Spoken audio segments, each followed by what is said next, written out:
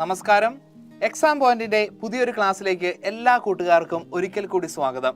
ഇന്ന് നമ്മൾ 10ാം ക്ലാസ്സിലെ അടിസ്ഥാന പാഠാവലിയിലെ ആദ്യ പാഠഭാഗമായിട്ടുള്ള പ്ലാവിലക്കഞ്ഞിയാണ് പഠിക്കാൻ പോകുന്നത്. ഇത് എഴുതിയിരിക്കുന്നത് തകഴി ശിവശങ്കര പിള്ളയാണ്. തകഴിയുടെ രണ്ടിടങ്ങഴി എന്ന നോവലിലെ കുറച്ചു ഭാഗമാണ് പ്ലാവിലക്കഞ്ഞി എന്ന പ്രസ്തുത പാഠഭാഗം. 10ാം ക്ലാസ് എത്തി നിൽക്കുകയാണ് നിങ്ങൾ. 10ാം ക്ലാസ്സിന്റെ പ്രാധാന്യത്തെ പറ്റി എല്ലാം തന്നെ നമ്മൾ വിശദീകരിച്ചു പോയതാണ്. അത് മനസ്സിലാക്കിക്കൊണ്ട് നല്ല രീതിയിൽ ഹാർഡ് വർക്ക് ചെയ്ത് പഠിക്കുന്നു എന്ന് വിശ്വസിക്കുകയാണ്. ഈ പാഠഭാഗം നമ്മൾ എക്സാം പോയിന്റിന്റെ ഗൈഡിനെ ആസ്പദമാക്കിയിട്ടാണ് പഠിപ്പിക്കുന്നത്. നിങ്ങൾക്ക് എന്തെങ്കിലും ഡൗട്ട് ഉണ്ടെങ്കിൽ അത് പരിശോധിക്കാവുന്നതാണ്. അപ്പോൾ നമുക്ക് പാഠഭാഗത്തിലേക്ക് കിടക്കാം. റെഡിയാണല്ലോ? എല്ലാവരും ടെക്സ്റ്റ് ബുക്ക് ഒക്കെ എടുത്ത് വളരെയധികം ശ്രദ്ധിച്ചിരിക്കുക. നല്ല രീതിയിൽ ഒരുപാട് ആശയങ്ങൾ പങ്കുവെക്കുന്ന ഒരു പാഠഭാഗമാണ് പ്ലാവിലക്കഞ്ഞി. ഓക്കെ. മലയാളിക്ക് ഏറെ സുപരിചിതനായ ഒരു സാഹിത്യകാരനാണ് ശ്രീ തകഴി ശിവശങ്കര പിള്ള. കുട്ടനാടിന്റെ ഇതിഹാസകാരൻ എന്നാണ് അദ്ദേഹത്തെ അറിയപ്പെട്ടത് തന്നെ. 1912 ഏപ്രിൽ 17 ആലപ്പുഴ ജില്ലയിലെ തകഴിയിലായിരുന്നു അദ്ദേഹത്തിന്റെ ജനനം. ഒട്ടനവധി കൃതികൾ അദ്ദേഹം തന്റെ തൂലികയിലൂടെ മലയാളിക്ക് സമ്മാനിച്ചിട്ടുണ്ട്. കേരള മോപ്പസാങ് എന്നുള്ളൊരു പേരും അദ്ദേഹത്തിനുണ്ടായിരുന്നു. നോവൽ, ചെറുകഥ എന്നുള്ള മേഖലകളിലെല്ലാം തന്നെ അദ്ദേഹം തന്റെ വ്യക്തിമുദ്ര പ്രദർശിപ്പിച്ചിരുന്നു. അതുമാത്രമല്ല, സഞ്ചാര സാഹിത്യം, നാടകം എന്നിട്ടുള്ള മേഖലകളിലും അദ്ദേഹം തന്റെ സംഭാവനകൾ മലയാളിക്ക് നൽകിയിട്ടുണ്ട്. കയർ, രണ്ടിടങ്ങഴി, അനുഭവങ്ങൾ പാളിച്ചകൾ തുടങ്ങിയ പ്രശസ്തമായുള്ള കൃതികൾ അദ്ദേഹത്തിൻ്റെതാണ്. പക്ഷേ അദ്ദേഹത്തെ കൂടുതൽ പ്രശസ്തനാക്കിയത് ചെമ്മീൻ എന്ന് പറഞ്ഞ ഒറ്റ നോവലാണ്. ഒട്ടനവധി അവാർഡുകൾ വാരിക്കൂട്ടിയ ഒരു കൃതിയായിരുന്നു ചെമ്മീൻ. 1965 രാമു കാര്യാട്ട് ഈ നോവൽ സിനിമയാക്കിയിട്ടുമുണ്ട്.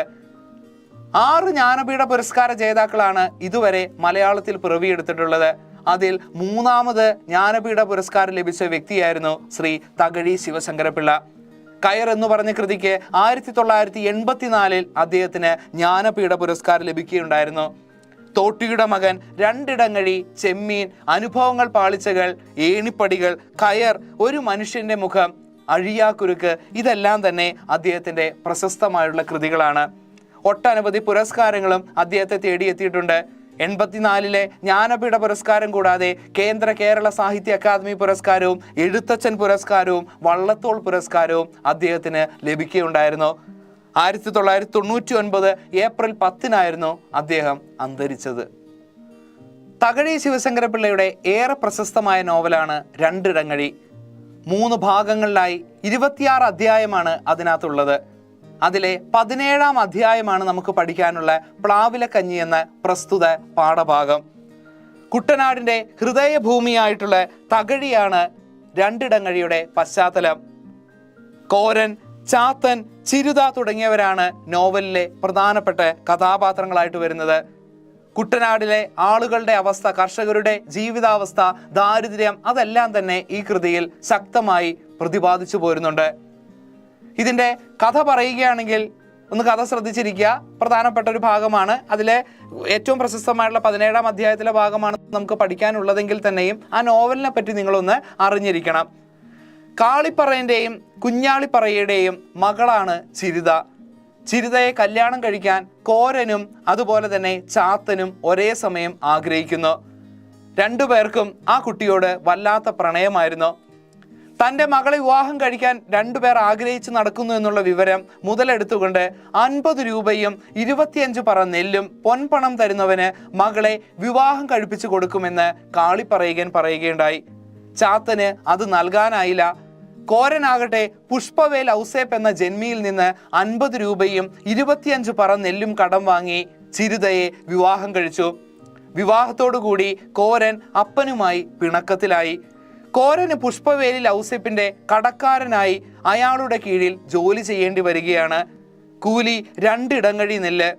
എന്നാൽ മുമ്പ് വാങ്ങിയ കടം വീട്ടാനുള്ളത് കൂലിയിൽ നിന്ന് പിടിച്ചെടുക്കുന്നതിനാൽ ഒരു നേരത്തെ അന്നത്തിന് പോലും വക കണ്ടെത്താൻ അയാൾക്ക് കഴിയുന്നില്ല. ചിലപ്പോൾ നെല്ലിനു പകരം പണമാണ് നൽകിയിരുന്നത്.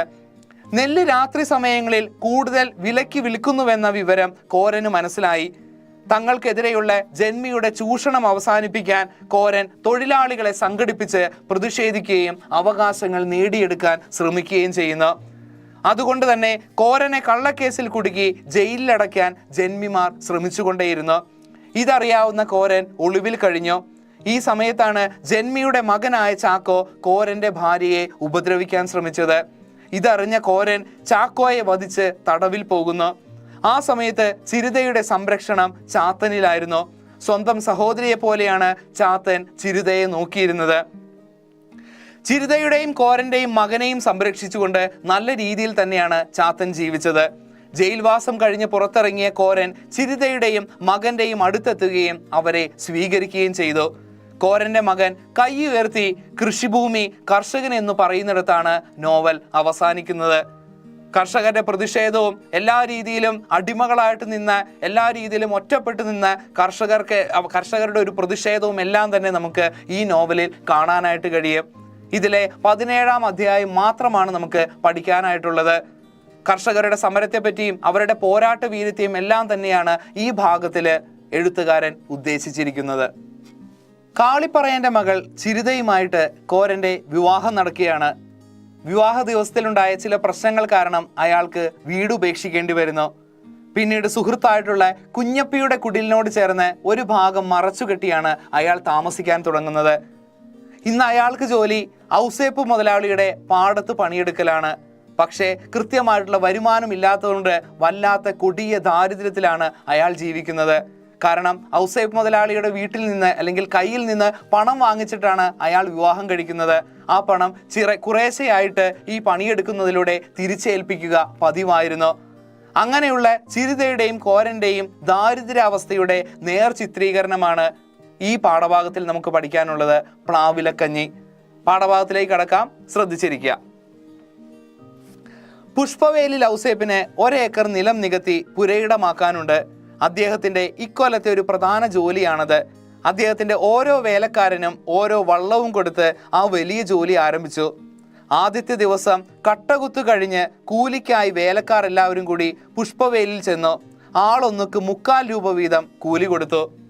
പുഷ്പവേലിൽ ഔസേപ്പ് ആ നാട്ടിലെ ഒരു പ്രമാണിയാണ്, മുതലാളിയാണ്. അയാൾ 1 ഏക്കറോളം വരുന്ന അത്രത്തോളം ഭൂമി അയാൾക്കുണ്ട്. 1 ഏക്കറോളം വരുന്ന ഭാഗത്ത് അത് നികത്തി പുരയിടമാക്കാനാണ് അയാൾ ശ്രമിക്കുന്നത്. ഇക്കൊല്ലത്തെ അയാളുടെ പ്രധാന ജോലിയാണ്. ഓരോ കാര്യത്തിനായിട്ട് വേലക്കാർ ധാരാളം അവിടെ എത്തിയിരിക്കുന്നു. അവർക്കുള്ള കാര്യങ്ങളെല്ലാം തന്നെ അയാൾ ഏൽപ്പിച്ചിട്ടുമുണ്ട്. ആദ്യത്തെ ദിവസം കട്ടകുത്ത് കഴിഞ്ഞതിന് ശേഷം വേലക്കാരെല്ലാവരും അയാളുടെ വീടിന്റെ പടിക്കൽ ഒത്തുകൂടുകയാണ്. ആളൊന്നുക്ക് 3/4 രൂപ വീതമാണ് അയാൾ കൂലി കൊടുക്കുന്നത്. കോരന് അന്നത്തെ അത്താഴത്തിന് നെല്ല് കൊണ്ട് ചെന്നെങ്കിലേ ഉള്ളൂ. 1 മണി അരി അവന്റെ തറയിലില്ല. അവന് നെല്ലുകൂലി കിട്ടിയേ മതിയാകൂ. കോരൻ പറഞ്ഞു, തമ്പ്ര, ഏനും നെല്ലുകൂലി മതി, ചക്രം വേണ്ട. കോരന്റെ അവസ്ഥ ഭീകരമാണ്. അയാളുടെ വീട്ടില് 1 തുള്ളി അരിയില്ല. അതുകൊണ്ട് തന്നെ അയാൾക്ക് നെല്ല് മതി എന്നാണ് പറയുന്നത്. പക്ഷേ പണം കൊടുക്കാനാണ് ആര് തീരുമാനിച്ചത്? ഔസേപ്പ് മുതലാളി തീരുമാനിച്ചത്. തമ്പ്ര, ഏന് നെല്ലുകൂലി മതി, ചക്രം വേണ്ട. ആ നാട്ടിലുള്ള പ്രയോഗങ്ങളാണ് കേട്ടോ അത്. അന്നത്തെ താഴ്ന്ന ജാതിയിലുള്ള ആളുകളുടെ സംസാര രീതി, ഭാഷാപ്രയോഗം, ഭാഷാ വ്യത്യാസമാണ് അവിടെ കാണുന്നത്. ഒരു വാക്കുകൊണ്ട് ഔസേപ്പ് ആ അപേക്ഷയെ നിഷേധിച്ചു. ഇന്ന് നെല്ല് മതി, പണം വേണ്ട എന്ന് പറഞ്ഞത് ഒരു ദാക്ഷിണ്യവുമില്ലാതെ ഔസേപ്പ് മുതലാളി നിഷേധിക്കുകയാണ്. നെല്ലില്ല, പിശാചുകള് നെല്ല് കൊണ്ട് ചെന്ന് വല്ല പീടികയിലും പെട്ട വിലയ്ക്ക് വിൽക്കാനാണ്. കൊള്ള വിലയ്ക്ക് ഈ നെല്ല് ഇവിടെ നിന്ന് വാങ്ങിച്ചിട്ട് കൊണ്ടുപോയി കടയിൽ കൊണ്ടുപോയി വിൽക്കാനാണ് ഇവന്മാർ നെല്ല് വാങ്ങുന്നത്. പണം വേണ്ട എന്ന് പറയുന്നതെന്നാണ് ഔസേപ്പ് മുതലാളി പറയുന്നത്.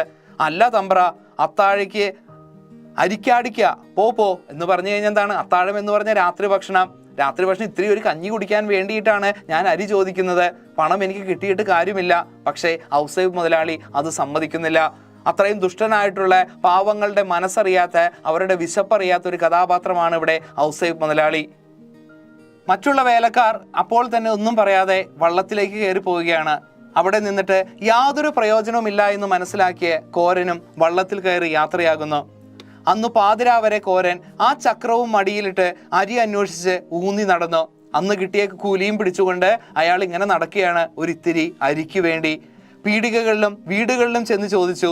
എല്ലായിടത്തും അരിയുണ്ട്, പക്ഷേ ഇടങ്ങഴി അരിക്ക് 1.5 രൂപ കൊടുക്കണം. ആ വില കൊടുത്ത് എങ്ങനെ വാങ്ങും? വാങ്ങിയാലും 2 നാഴി അരി കൊണ്ട് മതിയാകുമോ? 1.5 അരിയുടെ വില.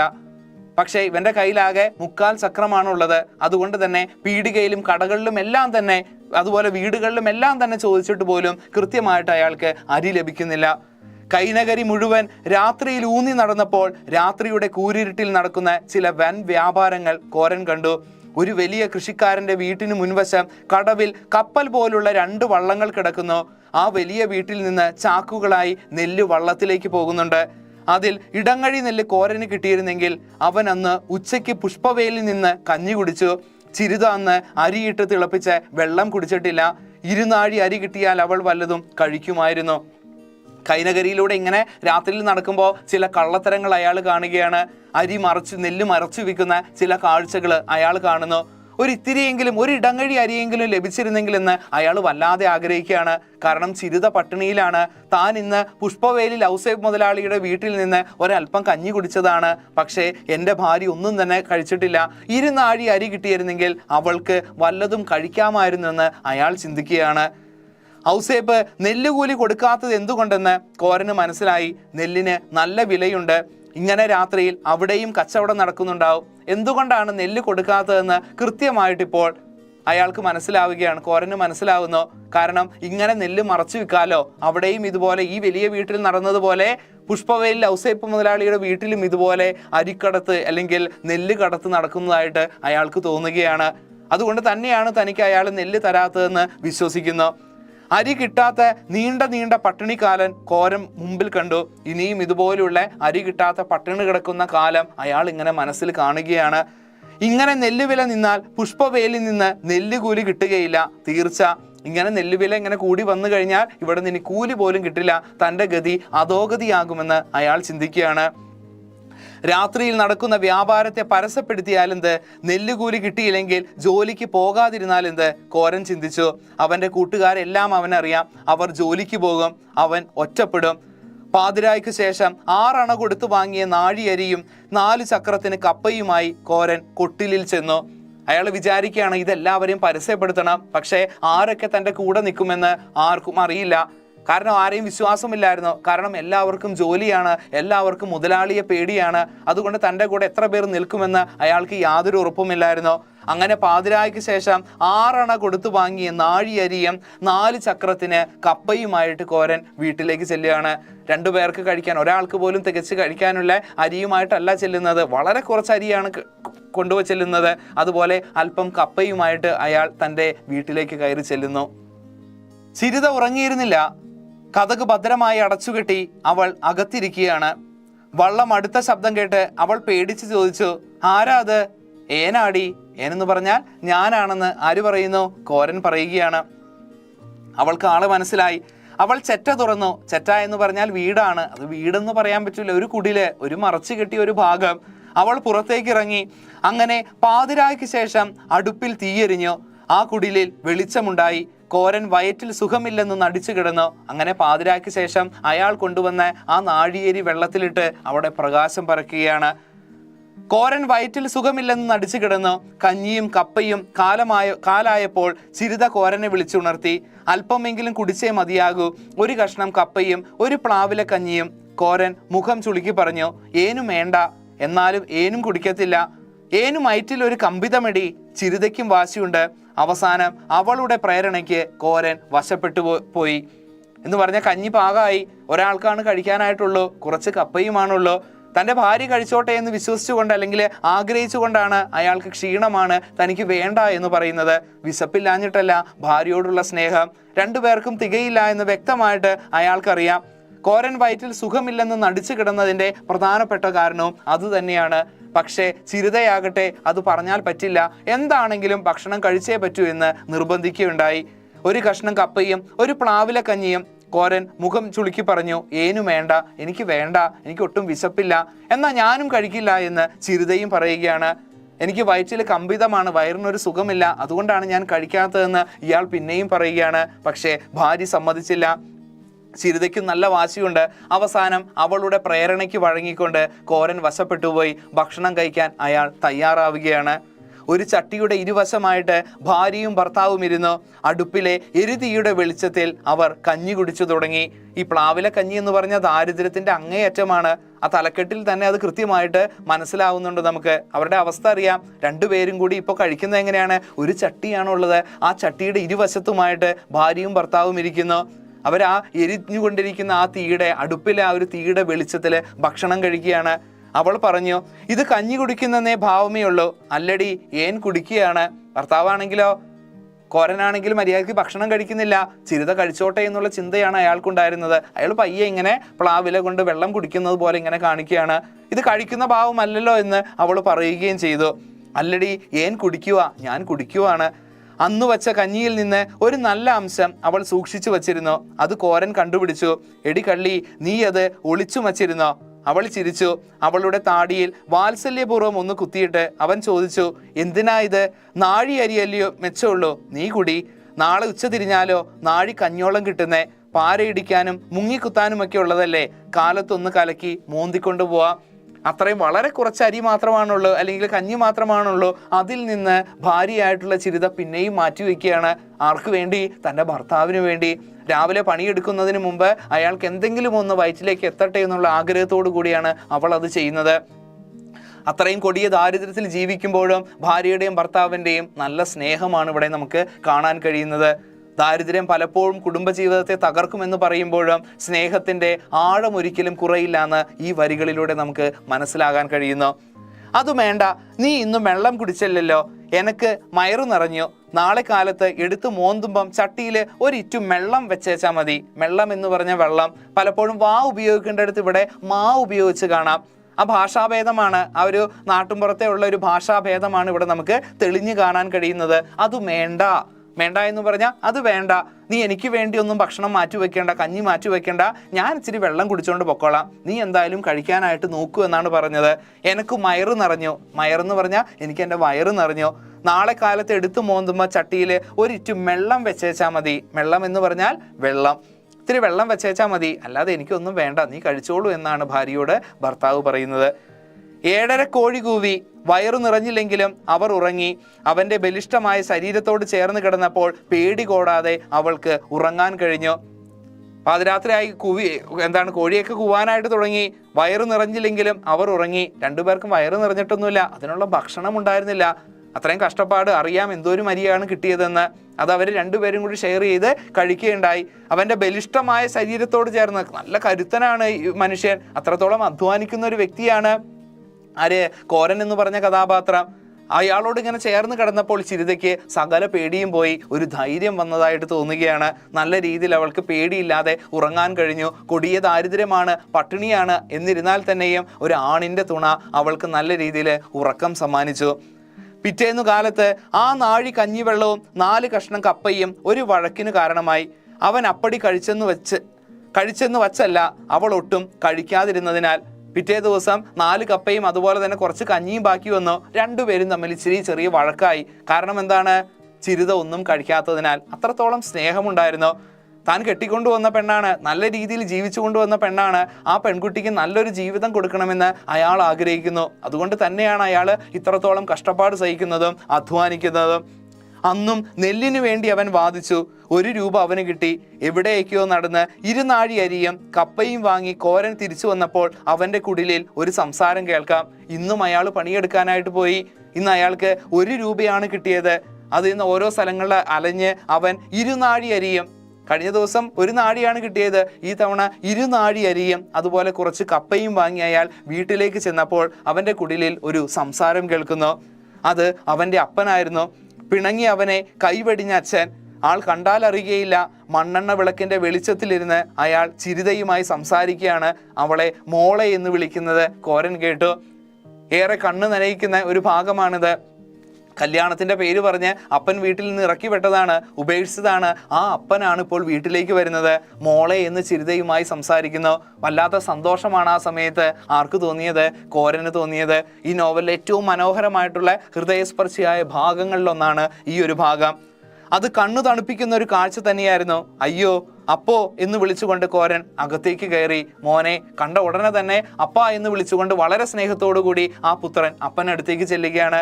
മോനെ എന്ന് തിരിച്ചൊരു വിളിയും കേട്ടു. അപ്പനും മകനും പരസ്പരം കെട്ടിപ്പിടിച്ചു. ആ കാഴ്ച നോക്കി നിന്ന് ചിരിത ആനന്ദിച്ചു. വൃദ്ധൻ ശരീരമാകെ നീർക്കോൾ കൊണ്ട് വിങ്ങി വിളറിയിരുന്നു. എഴുന്നേൽക്കാൻ വയ്യ.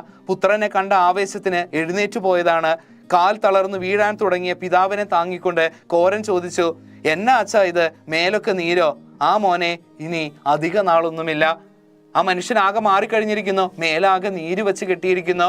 മകൻ പോയതിനു ശേഷം അയാൾ ഒരുപാട് സങ്കടത്തിലായിരുന്നു എന്ന് നമുക്ക് മനസ്സിലാക്കാം. മകൻ വന്നതിൻ്റെ ആ ഒരു സന്തോഷത്തിലാണ് അയാൾ ഓടി വന്ന് തൻ്റെ ആരോഗ്യം പോലും നോക്കാതെ മകനെ കെട്ടിപ്പിടിച്ചത്. പക്ഷേ അയാളുടെ ആരോഗ്യം വളരെ മോശമായിരുന്നു. എന്താണ് അപ്പ ഇതെന്ന് മകൻ ചോദിക്കുകയാണ്. അതിന് മറുപടിയായിട്ട് അയാൾ പറയുന്നത് ഇതാണ്: ആ മോനെ, ഇനി അധിക നാളൊന്നുമില്ല. പ്രതീക്ഷയെല്ലാം പറ്റിക്കൊണ്ട് തൻ്റെ ജീവിതം അവസാനിക്കാൻ തുടങ്ങുന്നു എന്നുള്ള രീതിയിൽ സങ്കടത്തോടു കൂടിയാണ് ആ അച്ഛൻ മകനോട് സംസാരിക്കുന്നത്. ബാക്കി ഭാഗത്തിലേക്ക് കിടക്കാം, ശ്രദ്ധിച്ചിരിക്കുക. കോരൻ വൃദ്ധനായിട്ടുള്ള പിതാവിനെ താങ്ങി നിലത്തിരുത്തുന്നു. അതിനുശേഷം വൃദ്ധൻ പറയുകയാണ്: അരിയിട്ടു തിളപ്പിച്ച വെള്ളം കുടിച്ചിട്ട് ദിവസം 10 കപ്പ തന്നെ കപ്പ, അതായി വളർച്ച. അവിടെ എങ്ങാനും നെല്ല് കണി കാണാനില്ല, ഉള്ളോൻ വെളി കാണിക്കത്തില്ല, രാത്രിയിൽ 7 രൂപയാ വില. ഒന്ന് ആലോചിച്ച് നോക്കണം. ഒരു കാലഘട്ടത്തിന്റെ ഒരു നേർചിത്രമാണ് ഇവിടെ ദൃശ്യമാകുന്നത്. മുതലാളിമാര് ഈ നെല്ലെല്ലാം തന്നെ പാവങ്ങളെ കൊണ്ട് പണിയെടുപ്പിച്ചിട്ട് അത് വലിയ വിലയ്ക്ക് മറിച്ചു വിൽക്കുന്നു. അതേസമയം പാവങ്ങള് ഒരു നേരത്തെ അരി പോലും ഇല്ലാത്ത രീതിയിൽ പട്ടിണി കിടക്കുകയാണ്. ഇവിടെ ഈ വൃദ്ധന്റെ വാക്കുകളിൽ നിന്ന് അതാണ് നമുക്ക് വ്യക്തമാകുന്നത്. അരിയിട്ട് തിളപ്പിച്ച വെള്ളം കുടിച്ചിട്ട് ദിവസം 10 8-10 ദിവസമായി മര്യാദയ്ക്ക് അരിയിട്ട് തിളപ്പിച്ച അല്ലെങ്കിൽ അല്പം ചോറ് കഴിച്ചിട്ട് അല്പം കഞ്ഞി കഴിച്ചിട്ട് എന്നും കപ്പ തന്നെ കപ്പ. അതുകൊണ്ട് തന്നെയാണ് തനിക്ക് ഈ വിളർച്ച എന്നാണ് ആ അപ്പൻ പറയുന്നത്. അവിടെ എങ്ങാനും നെല്ല് കണി കാണാനില്ല, ഉള്ളവനാണെങ്കിൽ വെളി കാണിക്കത്തില്ല. അതായത് അരി ഉണ്ടെങ്കിൽ എല്ലാവരും തന്നെ സൂക്ഷിച്ചു വച്ചേക്കുവാണ്. കാരണം കൊടിയ ദാരിദ്ര്യമാണ് അവിടെ വന്നുകൊണ്ടിരിക്കുന്നത്. വല്ലപ്പോഴും ആണ് ഇത്തിരി അരി കിട്ടുന്നത്. അത് മറ്റാർക്കും കൊടുക്കാനായിട്ട് ആർക്കും താല്പര്യമില്ല. മുതലാളിമാരാണെങ്കിൽ ഇത് മറിച്ച് വലിയ വിലയ്ക്കാണെങ്കിൽ വിറ്റ് കളയുകയാണ്. രാത്രി 7 രൂപയാണ് അരിയുടെ വില എന്നുകൂടി അപ്പൻ കൂട്ടിച്ചേർക്കുന്നു. അഴിഞ്ഞു പോയ തോർത്ത് വൃദ്ധൻ ഉടുത്തു. പിതാവിനെ നോക്കിക്കൊണ്ടിരിക്കവേ കോരന്റെ കണ്ണുകൾ നിറഞ്ഞു. പെട്ടെന്ന് തന്നെ അയാളുടെ മുണ്ട് അഴിഞ്ഞു പോവുകയാണ്, അല്ലെങ്കിൽ ആ തോർത്ത് അഴിഞ്ഞു പോകുന്നു. പിതാവിനെ നോക്കിക്കൊണ്ടിരിക്കവേ കോരന്റെ കണ്ണുകൾ നിറഞ്ഞു. എങ്ങനെ ഇരുന്ന ആളാണത്? അപ്പനെ പറ്റി വിചാരിക്കുകയാണ്. നല്ല ആരോഗ്യമുള്ള മനുഷ്യനാണ്, എങ്ങനെ ഇരുന്നതാണ്? ഇപ്പോൾ എഴുന്നേക്കാൻ പോലും ആ പാപത്തിന് വയ്യ. ഞാനും അതിനൊരു കാരണക്കാരനായിരുന്നോ എന്നുള്ള ചിന്തയും കൂടി കോരനെ അലട്ടിയിരുന്നു. നിറഞ്ഞ ആരോഗ്യവും ആനയുടെ കരുത്തുമുണ്ടായിരുന്നു. ഇന്ന് എഴുന്നേറ്റ് നിൽക്കാൻ പോലും കരുത്തില്ല. ദാരിദ്ര്യം, കഷ്ടപ്പാട്, സങ്കടം എത്രത്തോളം മനുഷ്യനെ മാറ്റിമറിക്കുന്നുവെന്ന് ഈ വരികളിൽ തെളിയാം. ഒരു ആനയുടെ കരുത്തുണ്ടായിരുന്നു എന്നാണ് ഈ കോരൻ തൻ്റെ അപ്പനെ പറ്റിയിട്ട് പറഞ്ഞത്. പക്ഷേ ആ അപ്പൻ്റെ അവസ്ഥ ഇന്ന് വളരെ ഭീകരമാണ്. അപരാധബോധം കോരന്റെ ഹൃദയത്തെ നോവിച്ചു. താൻ ചെയ്ത തെറ്റാണല്ലോ, താൻ കാരണമാണല്ലോ ഈ അവസ്ഥ എൻ്റെ അപ്പനുണ്ടായതെന്നോർത്ത് അയാളുടെ ഹൃദയം വല്ലാതെ വേദനിക്കുകയാണ്. വൃദ്ധനെ തകഴിയിൽ തനിച്ചിട്ടു താൻ തൻ്റെ സുഖം തേടി പെണ്ണുമായി മറുനാട്ടിൽ പോന്നു. അതെന്തൊരു അക്ഷന്തവ്യമായ അപരാധമാണ്. താൻ ഒരു പെണ്ണിന് വേണ്ടി, തൻ്റെ ഇഷ്ടത്തിന് വേണ്ടി തൻ്റെ പാരൻസിനെ തൻ്റെ മാതാപിതാക്കളെ നോക്കാതെ അപ്പനെ ഉപേക്ഷിച്ചുകൊണ്ട് വലിയ രീതിയിൽ മറ്റുള്ള സ്ഥലത്ത് മാറി താമസിക്കുകയാണ്. ആ കുടുംബം ഇത്ര നാൾ തന്നെ പോറ്റി വളർത്തിയതാണ്. അവർക്ക് വയസ്സാം കാലത്ത് ഒരു തുണയായിട്ട് താൻ വേണമെന്നുള്ള ചിന്തയൊന്നുമില്ലാതെ തൻ്റെ സ്വാർത്ഥ സുഖത്തിന് വേണ്ടിയാണല്ലോ താൻ രക്ഷപ്പെട്ടു പോകുന്നത് എന്നുള്ളൊരു അപരാധം വലിയൊരു തെറ്റായിപ്പോയി എന്ന് അയാൾ ചിന്തിക്കുകയാണ്. ഒരു തരത്തിലും ആ തെറ്റ് ന്യായീകരിക്കാനാവുന്നതല്ല. ആ വൃദ്ധൻ എത്ര കഷ്ടപ്പെട്ടാണ് അവനെ വളർത്തിക്കൊണ്ടുവന്നത്. പിണങ്ങിയിരുന്നിട്ടും അവസാനം അവനെ തേടി വന്നു. കല്യാണത്തിന്റെ സമയത്താണ് ഇരുവരും പിണങ്ങുന്നത്. എന്നിട്ടും കുറെ നാൾ കഴിഞ്ഞപ്പോൾ അപ്പനാണ് തേടിയെത്തിയത്. ഒരിക്കൽ പോലും അപ്പനെ കാണാനായിട്ട് കോരൻ പോവുകയുണ്ടായില്ല. അതുകൊണ്ട് തന്നെയാണ് അയാളുടെ മനസ്സിൽ വല്ലാതെ കുറ്റബോധം നിറഞ്ഞത്. ഒരുപാട് കഷ്ടപ്പെട്ട് അപ്പൻ പണിയെടുത്തിട്ടാണ് വളർത്തിയത്. അവസാനം അപ്പന് താങ്ങും തണലുമാകേണ്ട സമയത്താണ് താൻ ഒളിച്ചോടി മറ്റൊരു സ്ഥലത്തേക്ക് പോകുന്നത്. ഇത് വലിയ മോശമായി പോയെന്ന് അയാൾ പിന്നെയും ചിന്തിക്കുകയാണ്. അതെ, മറ്റാരുണ്ട് അയാൾക്ക്? ഒരു നിശ്ചയം ചെയ്താൽ അതിൽ നിന്ന് അണുവിട പിന്മാറുന്ന പ്രകൃതക്കാരനായിരുന്നില്ല ആ വൃദ്ധൻ ചെറുപ്പത്തിൽ. ഒരുപക്ഷെ അവൻ്റെ കൂടെ താമസിച്ചിരുന്നെങ്കിൽ വൃദ്ധൻ ഇങ്ങനെ ആയിപ്പോകുമായിരുന്നില്ല. ഒരു നിലപാടെടുത്തു കഴിഞ്ഞാൽ ഒരിക്കലും മാറാത്ത നല്ല ശക്തമായിട്ടുള്ള നിലപാടുകളുള്ള ഒരു വ്യക്തിയായിരുന്നു ചെറുപ്പകാലത്ത് കോരന്റെ അപ്പൻ എന്ന് പറയുന്നത്. പക്ഷേ ഇന്ന് അയാൾ തെറ്റു പുറത്തുകൊണ്ട് മകനെ കാണാനായിട്ട് വരികയാണ്. ഒരു പക്ഷേ അവൻ്റെ കൂടെ താമസിച്ചിരുന്നെങ്കിൽ വൃദ്ധന് ഈ അവസ്ഥ ഒരിക്കലും വരുമില്ലായിരുന്നു. മകൻ്റെ കൂടെ ഉണ്ടായിരുന്നെങ്കിൽ സന്തോഷത്തോടു കൂടി ഉള്ളത് കൊണ്ട് ഓണം പോലെ എന്നുള്ള രീതിയിൽ നല്ല രീതിയിൽ അയാൾ ജീവിച്ചനെ. അയാൾക്ക് ദാരിദ്ര്യമൊന്നും ഒരു പ്രശ്നമാവുമായിരുന്നില്ല. പക്ഷേ ഇന്ന് അയാൾ ഒരുപാട് വേർപെടലുകൾ ആഗ്രഹിച്ചു, അല്ലെങ്കിൽ ഉണ്ടായിക്കൊണ്ട് ദാരിദ്ര്യം അനുഭവിച്ചുകൊണ്ട് മകനെ ഓർത്ത് വിഷമിച്ച് വല്ലാത്തൊരവസ്ഥയിലേക്ക് മാറിക്കഴിഞ്ഞിരിക്കുന്നു. കോരന്റെ വൃദ്ധനായിട്ടുള്ള അപ്പൻ്റെ അവസ്ഥയാണ് ഇവിടെ പ്രതിപാദിച്ചിരിക്കുന്നത്. ഇത് കേവലം കോരന്റെ അപ്പനായിട്ടുള്ള ആ വൃദ്ധന്റെ അവസ്ഥ മാത്രമല്ല, ഒരു കൂട്ടം കർഷകരുടെ അവസ്ഥ കൂടിയാണ്. മനുഷ്യന്റെ ജീവിതം മാറിമറിയുന്നതിൻ്റെ നേർചിത്രം കൂടി ഇവിടെ കാണാം. രണ്ട് തലത്തിലുള്ള ആളുകളാണ് സമൂഹത്തിലുള്ളത്. നല്ല രീതിയിൽ ഉടമകളായിട്ട് നല്ല രീതിയിൽ പണം സമ്പാദിക്കുന്ന ആളുകൾ, മറുതലയ്ക്കൽ സങ്കടത്തോടുകൂടി കൊടിയ ദാരിദ്ര്യത്തില് കഷ്ടപ്പെട്ട് അധ്വാനിച്ചിട്ട് ഒരു നേരത്തെ കഞ്ഞി പോലും കുടിക്കാൻ പറ്റാത്ത അവസ്ഥയിൽ ജീവിക്കുന്നവർ. അത്തരത്തിലുള്ള ഒരു കഥാപാത്രമാണ് ഈ വൃദ്ധൻ. ഈ നിലയിൽ നിന്ന് എഴുന്നേറ്റ് ഇനിയും പുഞ്ചപ്പാടത്തിന്റെ വരമ്പിൽ കൂടി വൃദ്ധൻ നടക്കുകയുണ്ടാവില്ലെന്ന് നിശ്ചയമായിരുന്നു. ഒരു പുറവേലിൽ നിന്നുകൊണ്ട് പാടശേഖരത്തിന്റെ അങ്ങേ പുറവേലിൽ നിൽക്കുന്ന മറ്റൊരു പറയനെ ഇനി കൂകി വിളിച്ച് വിളി കേൾപ്പിക്കുകയുമില്ല. ആ ശ്വാസകോശത്തിന് ഇനി ആ ശക്തിയില്ല. അയാൾക്ക് ഇനിയും പഞ്ചപാടത്തിന്റെ ഒരു വഴിയിലൂടെ നടന്നു പോകാനായിട്ടുള്ള കഴിവില്ല. ആ വരമ്പിൽ കൂടി ഇനി അയാൾക്ക് നടക്കാനുള്ള കരുത്തില്ല. അത് നിശ്ചയമായിരുന്നു. അതുപോലെ തന്നെ അപ്പുറം നിൽക്കുന്ന പറയനെ ഒന്ന് കൂകി വിളിക്കാനുള്ള ശക്തി പോലും ആ ശ്വാസകോശത്തിന് ഉണ്ടായിരുന്നില്ല. അത്രത്തോളം അയാളുടെ ശരീരം തളർന്നു പോയി കഴിഞ്ഞിരിക്കുന്നു. പഴയ ആ ഒരു കരുത്തനായിട്ടുള്ള മനുഷ്യന്റെ ജീർണിച്ച ഒരു അവസ്ഥയാണ് ഇവിടെ കാണുന്നത്. അവസാനത്തെ നാളുകൾ പോക്കുവാൻ തപ്പിത്തടഞ്ഞ ആ മനുഷ്യൻ എത്തിയിരിക്കുകയാണ്. അരിയിട്ട് തിളപ്പിച്ച കഞ്ഞി കുടിക്കണം, അതാണ് അവസാനത്തെ ആഗ്രഹം.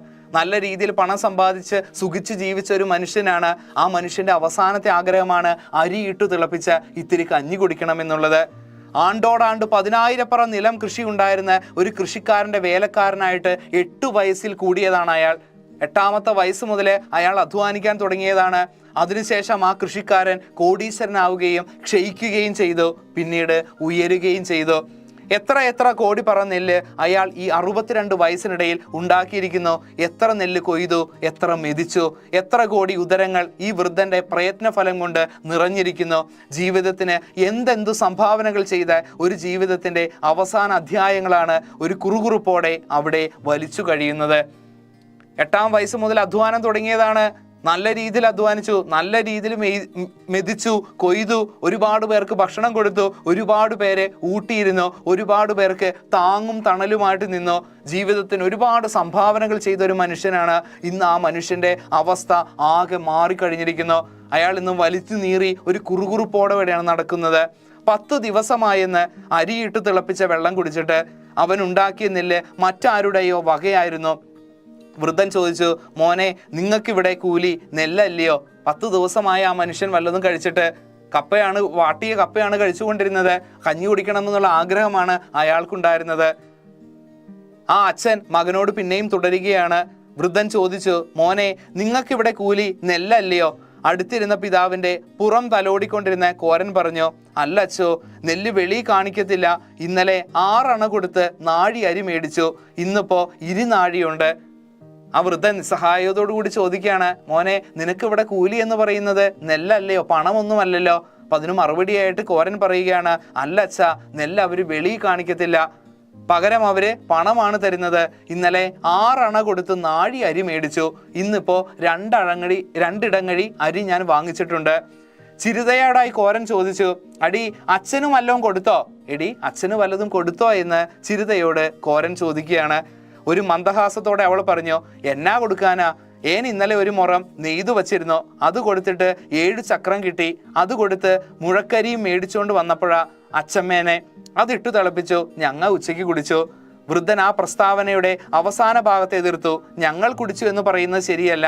വൃദ്ധൻ പറഞ്ഞു, മുഴക്കരി ഇട്ട് തിളപ്പിച്ചു, അത് കുടിച്ചത്. അവള് കുടിച്ചില്ല, കോരി കോരി തന്നു.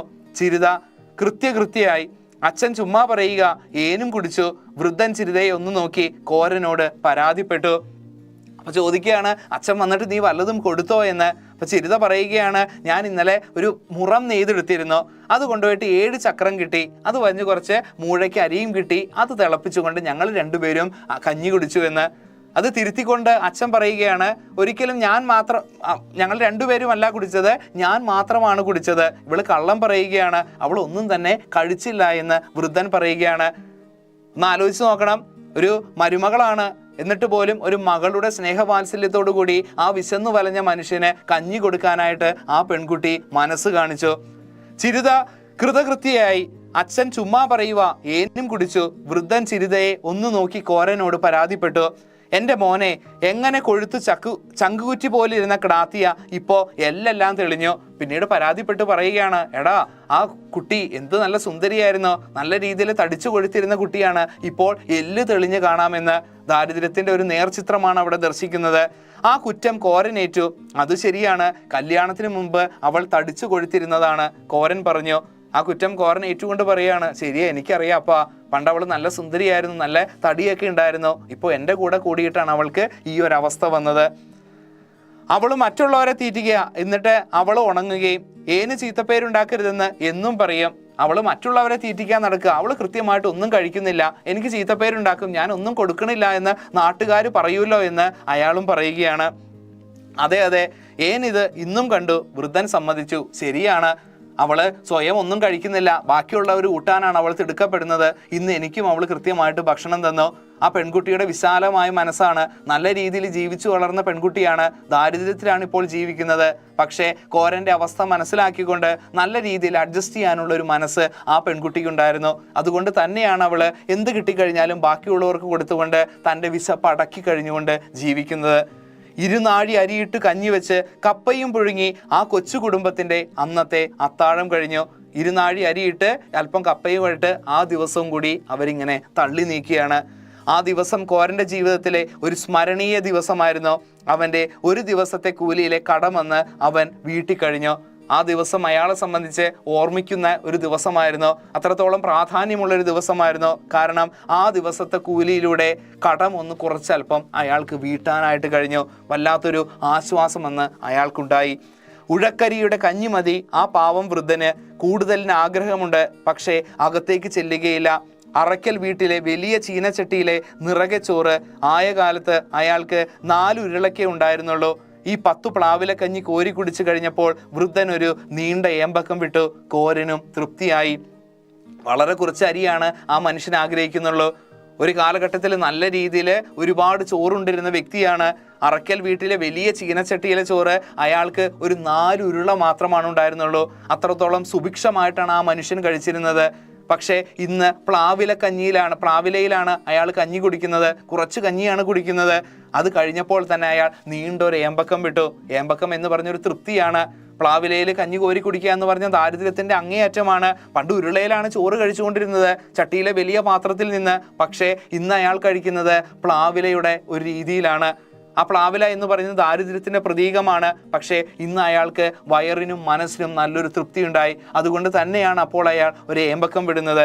കോരനും അത് കണ്ടപ്പോൾ വല്ലാതെ സന്തോഷം തോന്നി. എൻ്റെ അച്ഛൻ്റെ ഒരു നേരത്തെ വിശപ്പ് മാറ്റാൻ എനിക്ക് കഴിഞ്ഞല്ലോ, ആ മനുഷ്യന് സന്തോഷമായല്ലോ എന്നോർത്തുകൊണ്ടാണ് ആ മകനും കൃതാർത്ഥനായത്. പിറ്റേന്ന് രാവിലത്തേക്ക് കുറച്ച് കഞ്ഞി ചിരുത വെച്ചിരുന്നു. കോരൻ എതിർത്തില്ല. എന്തായാലും അന്ന് നെല്ല് തന്നെ കൂലി കിട്ടിയേ മതിയാകൂ. അപ്പന് ഒരു നേരമെങ്കിലും നിറച്ച് ചോറ് കൊടുക്കണം, അതുമാത്രമാണ് അവൻ്റെ ആഗ്രഹം. നാളത്തേക്ക് അവൾ അല്പം കൂടി കഞ്ഞി മാറ്റി വെച്ചിരുന്നു. പക്ഷേ അയാൾ ഒന്നും മറുപടി പറഞ്ഞില്ല. കാരണം അയാൾക്കറിയാം ആ അപ്പന് വേണ്ടിയാണ് അവളത് മാറ്റി വച്ചിരിക്കുന്നത്. ഇന്നെങ്കിലും പണത്തിന് പകരം കൂലി നെല്ലായിട്ട് കിട്ടണമെന്ന് ആ മനുഷ്യൻ അടങ്ങാത്തൊരാഗ്രഹമുണ്ടായി. കാരണം ഒരു നേരമെങ്കിലും അച്ഛന് നല്ല രീതിയിൽ ഭക്ഷണം ചോറ് കൊടുക്കണം, അദ്ദേഹത്തിൻ്റെ വയറ് നിറയോളം ചോറ് കൊടുക്കണമെന്നുള്ളൊരാഗ്രഹമായിരുന്നു അന്ന് അവൻ്റെ മനസ്സിലുണ്ടായിരുന്നത്. കുട്ടനാടിലെ അല്ലെങ്കിൽ ഒരു കാലത്തെ കേരളത്തിലെ കർഷകരുടെ അവസ്ഥ, ഭീകരത, എത്രത്തോളം വേദന അവർ അനുഭവിച്ചിരുന്നു, എത്രത്തോളം ദാരിദ്ര്യം അനുഭവിച്ചിരുന്നു എന്ന് ചാത്തൻ്റെയും ചിരുതയുടെയും കോരൻ്റെയും എല്ലാം ജീവിതത്തിലൂടെ നമുക്ക് തകഴി മനസ്സിലാക്കി തന്നിട്ടുണ്ട്. ആ ഒരു ഭാഗമാണ് നമുക്ക് ഈ പാഠഭാഗത്തിൽ പ്രധാനമായിട്ടും തകഴി കാണിച്ചു തരുന്നതും. ഇത് കേവലം ഒരു കഥ മാത്രമല്ല. രണ്ടിടങ്ങഴി എന്ന നോവലിലൂടെ ഒരു കാലത്തെ കർഷകരുടെ ജീവിതം വളരെ വ്യക്തമായിട്ട് തന്നെ ഇവിടെ തകഴി ശിവശങ്കരപിള്ള നമ്മെ കാണിച്ചു തരുന്നു. പാഠഭാഗത്തിലെ കഥാപാത്രങ്ങളുടെ അവസ്ഥ, കർഷകരുടെ അവസ്ഥ, അതുപോലെ തന്നെ സമൂഹത്തിലെ 2 തട്ടുകൾ, ഇതെല്ലാം തന്നെ വളരെ വ്യക്തമായിട്ട് നമുക്ക് മനസ്സിലാകുന്നുണ്ട്. പാഠഭാഗങ്ങൾ മനസ്സിലായെന്ന് വിശ്വസിക്കുന്നു. തകഴിയുടെ ഏറ്റവും മികച്ച നോവലുകളിലൊന്നായ രണ്ടിടങ്ങഴിയിലെ കുറച്ചു ഭാഗമാണ് പ്രസ്തുത പാഠഭാഗമായിട്ടുള്ള പ്ലാവിലക്കഞ്ഞി. ഇതിൽ നിന്ന് പല രീതിയിൽ ചോദ്യങ്ങൾ വരാം. പ്രധാനമായിട്ടുള്ള ഒരു ചോദ്യം നമുക്കൊന്ന് ഡിസ്കസ് ചെയ്യാം. ഒരു ചട്ടിയുടെ ഇരുവശവുമായി ഭാര്യയും ഭർത്താവും ഇരുന്നു. അടുപ്പിലെ എരിതീയുടെ വെളിച്ചത്തിൽ അവർ കഞ്ഞി കുടിച്ചു തുടങ്ങി. കഥാപാത്രങ്ങൾ തമ്മിലുള്ള ഊഷ്മളമായ ഹൃദയബന്ധം ആവിഷ്കരിക്കുന്നതിൽ നോവലിസ്റ്റ് പുലർത്തുന്ന സൂക്ഷ്മത മറ്റു സന്ദർഭങ്ങൾ കൂടി പരിഗണിച്ച് വിലയിരുത്തുക. കുടുംബ ബന്ധങ്ങളുടെ തീവ്രത വളരെ ഭംഗിയായിട്ട് തന്നെ ആവിഷ്കരിക്കുന്ന ഒരു പാഠഭാഗമാണിത്. നല്ലൊരു ഇൻട്രൊഡക്ഷൻ കൊടുക്കുക. തകഴി ശിവശങ്കരപിള്ളയുടെ രണ്ടിടങ്ങഴി എന്ന നോവലിലെ ഒരു ഭാഗമാണ് പ്രസ്തുത പാഠഭാഗം പ്ലാവിലക്കഞ്ഞി.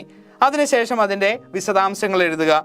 ചൂഷണത്തിന് വിധേയരായിരുന്ന കുട്ടനാടൻ കർഷകർ അവകാശങ്ങൾക്ക് വേണ്ടി ഉയർത്തെഴുന്നേൽക്കുന്ന കഥയാണ് രണ്ടിടങ്ങഴി എന്ന നോവലിലൂടെ തകഴി പറയുന്നത്.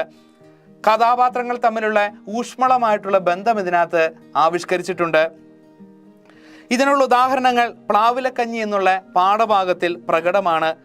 പുഷ്പവേലിൽ ഔസേപ്പിന്റെ 1 ഏക്കർ നിലം നികത്തി പുരയിടമാക്കുന്ന ജോലിയിൽ ഏർപ്പെട്ടിരിക്കുകയാണ് കോരൻ. ജോലിക്ക് അയാൾക്ക് വളരെ കുറച്ച് കൂലി മാത്രമാണ് കിട്ടുന്നുള്ളൂ. അതുകൊണ്ട് തന്നെ കൃത്യമായിട്ട് അയാൾക്ക് നെല്ല് വാങ്ങാൻ, അരി വാങ്ങി കഴിക്കാനൊന്നും കിട്ടുന്നില്ല. പക്ഷേ ഭാര്യയായിട്ടുള്ള ചിരിതയ്ക്ക് വേണ്ടി എങ്ങനെയെങ്കിലും അരി സംഘടിപ്പിക്കണമെന്ന് അയാൾ ആഗ്രഹിക്കുകയാണ്. അവൾ ഭക്ഷണം കഴിച്ചോ എന്നുള്ള ചിന്തയായിരുന്നു അയാളെ അലട്ടിയിരുന്നത്. കുറച്ചു പണം കൊണ്ട് അയാൾ കപ്പയും അതുപോലെ തന്നെ നാഴി അരിയുമായിട്ട് വീട്ടിലേക്ക് എത്തുകയാണ്. പക്ഷേ അപ്പോൾ പോലും കഞ്ഞി തിളപ്പിക്കുന്ന ആ സമയത്ത് പോലും, കഞ്ഞി പാകമായപ്പോൾ പോലും തൻ്റെ ഭർത്താവിന് കൊടുക്കാനാണ് ചിരിത ആഗ്രഹിച്ചിരുന്നത്. അതിൽ നിന്ന് ഭൂരിഭാഗവും അവൾ മാറ്റിവെക്കുന്നു.